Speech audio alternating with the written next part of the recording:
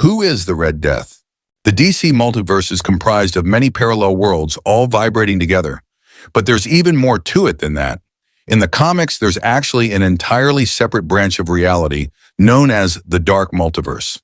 In this realm, worlds are forged from the nightmares of heroes like Batman and Superman.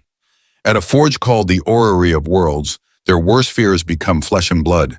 That's where the Red Death was born, at least as far as his comics origin goes. This villain is a version of Batman who was driven mad by the loss of so many Robins. This Batman becomes obsessed with the idea of harnessing Flash's speed to ensure he's always fast enough to save his children. Batman lashes Flash to the hood of his Batmobile and drives into the Speed Force, which causes both men to merge into one bloodthirsty speedster. Despite this upgrade, the Red Death isn't quick enough to save his world from destruction. The chaotic worlds of the Dark Multiverse rarely maintain cohesion for long. But soon after, the Red Death is recruited by the Batman Who Laughs to serve their master, the demonic Barbados, and help him drag all of existence into the Dark Multiverse. The Red Death and the Dark Knights. The Red Death is one of the main villains of 2017's Dark Knights, Metal. He's part of a team called the Dark Knights. This anti-Justice League is comprised entirely of versions of Bruce Wayne from worlds in the Dark Multiverse. Like Red Death, these Batmen have all been consumed by darkness and have taken on superhuman powers to correct their failures. For instance, the Dawnbreaker inherited a Green Lantern ring as a child and used it to kill Joe Chill, transforming him into a superhuman Batman without Bruce Wayne's usual discipline. The Devastator is a Batman who transforms himself into Doomsday in order to kill an out-of-control Superman.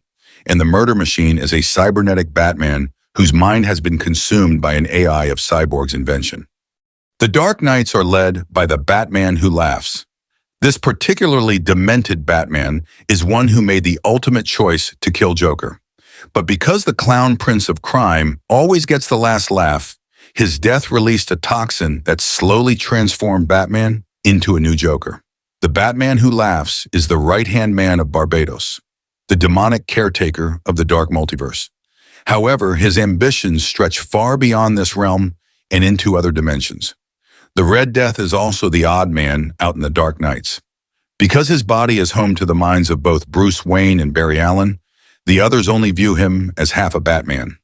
That becomes pivotal during the course of Dark Knight's Metal, as Barry briefly regains control of his body and tries to fight against Barbados' plans.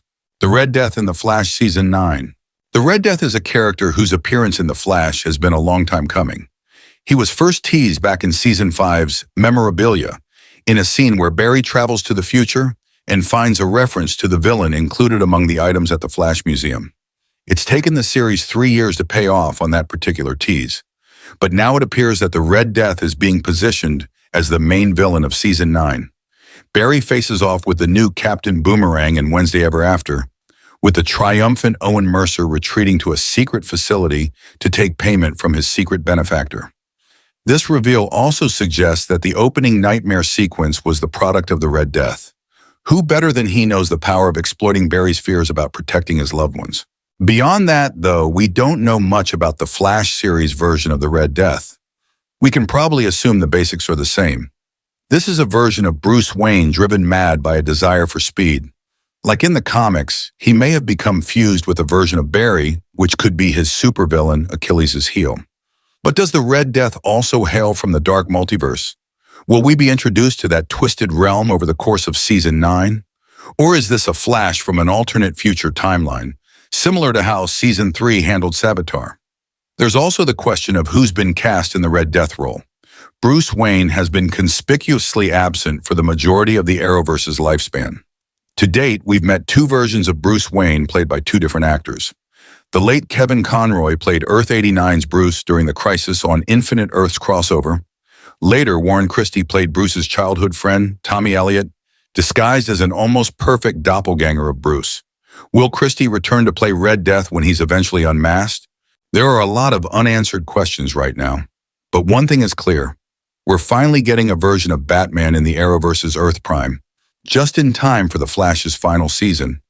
This is a villain with the power to rattle Barry's world like few before him, and it should make the upcoming return of Javicia Leslie's Batwoman all the more interesting.